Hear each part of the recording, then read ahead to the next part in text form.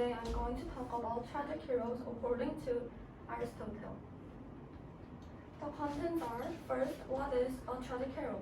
And second, the definition of tragic heroes defined by Aristotle. And third, the characteristics of it. And fourth, the modern tragic hero. How did it change? And fourth, I will give you a quiz. First of all, what is a tragic hero? The tragic hero should experience a tragedy in a story, and it is usually a protagonist. Also, it should make flaws and mistakes and should experience downfall. Also, it should earn the sympathy of the audience.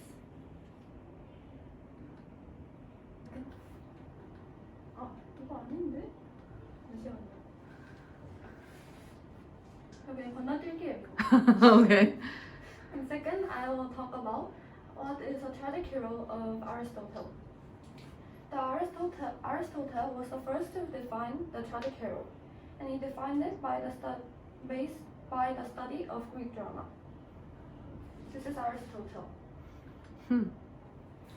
He said the tragic hero should evoke fear and pity from the audience, and this is because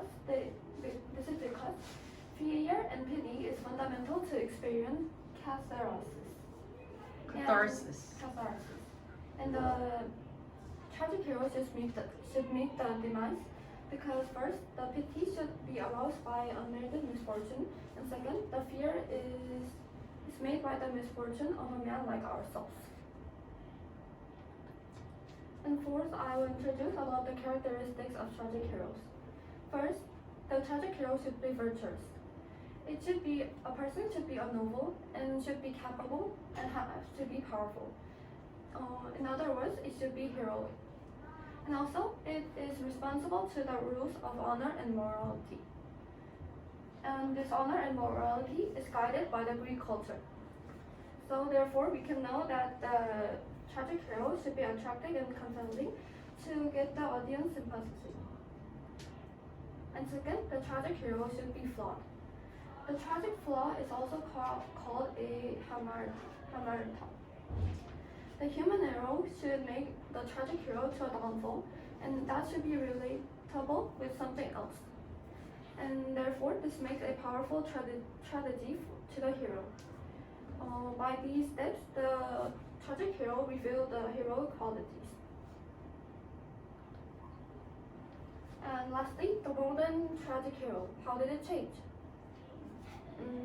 In the tragic hero defined by Aristotle, only a man and a noble can be the tragic hero. But now, all genders and classes can be a tragic hero.